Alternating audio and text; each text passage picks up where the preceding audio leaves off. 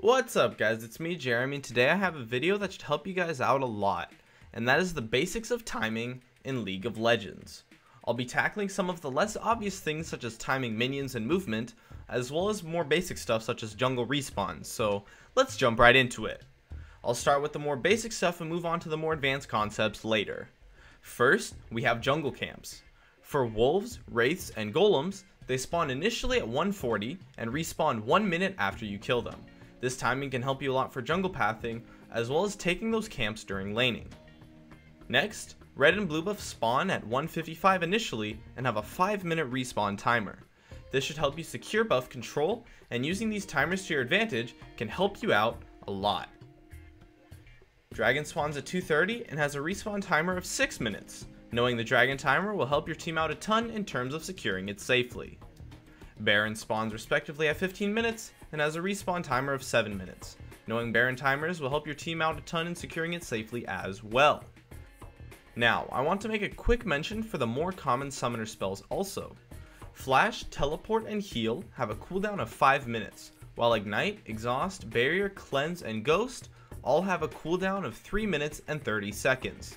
Note that these can be lowered by 10% or flashed by 15 seconds from masteries. These cooldowns are crucial to know and keep track of while laning against your opponents, as you will know the exact window you have to take advantage of the on cooldown summoner spell. Now let's get into some of the more advanced concepts of timing, which is minions as well as movement. Starting with the minions.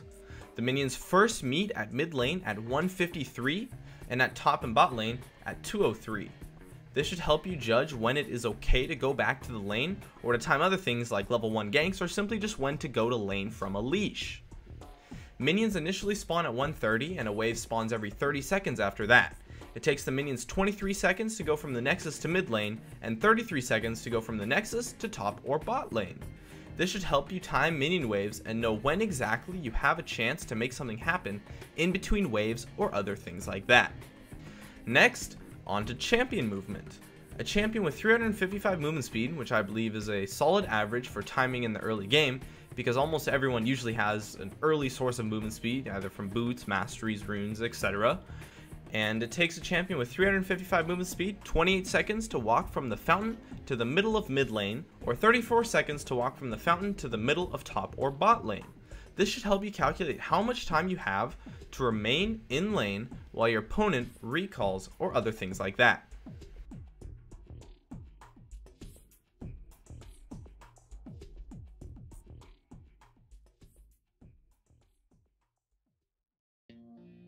Also, it takes 5 seconds to walk from the first mid tower to the second with 355 movement speed, or 7 seconds for top and bot respectively.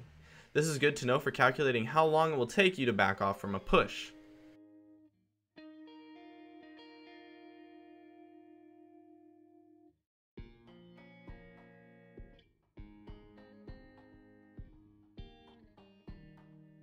Next is that it takes a champion 6 seconds to walk from the fountain to the first tower of any lane if they have tier 2 boots and home guard.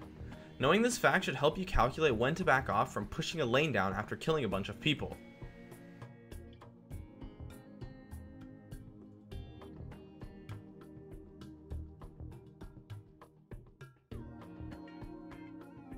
Note that these calculations are of course affected by increases or decreases in movement speed, but the differences usually will only be by a few seconds or so.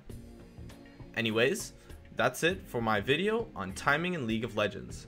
I'd love it if you could support me with a like or some feedback in the comments, and if you have any questions, I would absolutely love to see you in the comments too. Also, I've made a Twitter and a Facebook page, so I have links in the description if you want to follow me on those. Please subscribe for more awesome content in the future if you enjoyed this video, and as always, thanks for watching, and I'll see you guys next time.